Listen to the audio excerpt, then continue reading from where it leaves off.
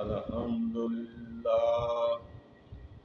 الحمدللہ رب العالمین والعاقبۃ للمتقین والصلاة والسلام علی رسولہ الکریم اما بعد فاعوذ باللہ من الشیطان الرجیم بسم اللہ الرحمن الرحیم۔ معزز ناظرین اکرام، السلام علیکم۔ مسلمان ہونے کے ناطے ضروری ہے کہ ہمیں اپنے پیارے نبی حضرت محمد صلی اللہ علیہ وسلم، اپنے ماں باپ، اپنی اولاد، اپنے بہن بھائیوں اور مالی امور میں سب سے زیادہ عزیز ہوں۔ میں اپنی ویڈیوز کے اس سلسلے میں اپنے پیارے نبی صلی اللہ علیہ وسلم کی سیرت کو مختصراً بیان کرنے کی کوشش کروں گا۔ دعا ہے اللہ تبارک و تعالیٰ میری اس کاوش کو قبول فرمائے۔ جہاں اسلام کی تعریف اپنے اندر شاندار مارکوں، فتوحات اور غلبہ اسلام سے بھری پڑی ہے، وہاں بدقسمتی سے باہمی لڑائیاں، حسد و بغض کی بیماری کے داغ بھی موجود ہیں۔ اللہ تعالیٰ نے ہر وقت میں اپنے بندوں کی ہدایت اور رہنمائی کے لیے نبی بھیجے۔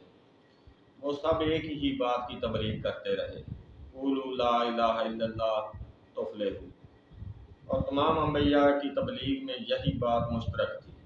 جب آقا صلی اللہ علیہ وسلم کی پیدائش کا وقت قریب آیا، اس وقت عرب و عجم جہالت و کفر اور گمراہی کے گڑھوں میں گرے ہوئے تھے۔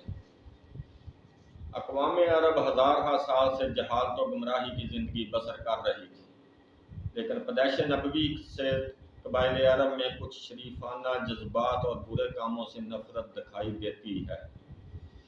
برقہ بن نوفل، زید بن عمرو، عبداللہ بن حجش، بہت سے ایسے اشخاص نے ایک جگہ اکٹھے ہو کر اپنے اعمال کا جائزہ لیا اور متفقہ طور پر بتوں کی پوجا سے بیزاری کا اظہار کیا اور صراط مستقیم کی تلاش میں نکل کھڑے ہوئے۔ برقہ بن نوفل نے عیسائی مذہب اختیار کیا، عبداللہ بن حجش دین ابراہیمی کی جستجو میں مصروف رہے، زید بن عمرو بھی دین ابراہیمی کی طرف پلٹے۔ یہ اپنی قوم کو نصیحتیں کرتے اور بتوں کی برائیاں بیان کرتے اور زبان سے یہ الفاظ نکالتے، اے اللہ، اگر میں جانتا کہ تیری عبادت کس طرح کی جائے تو ضروری کرتا اور سجدے میں چلے جاتے۔ کانوں اور نجومیوں نے یہ کہنا شروع کر دیا تھا کہ عرب میں نبی پیدا ہونے والا ہے۔ سیف بن یزن نے اپنے علم کی بنا پر حضرت عبد المطلب کو خوشخبری سنائی کہ جس آخری نبی کا انتظار ہے تمہاری اولاد میں سے ہوگا۔ ملتے ہیں اپنی دوسری ویڈیو میں۔ وما لنا الا البلاغ۔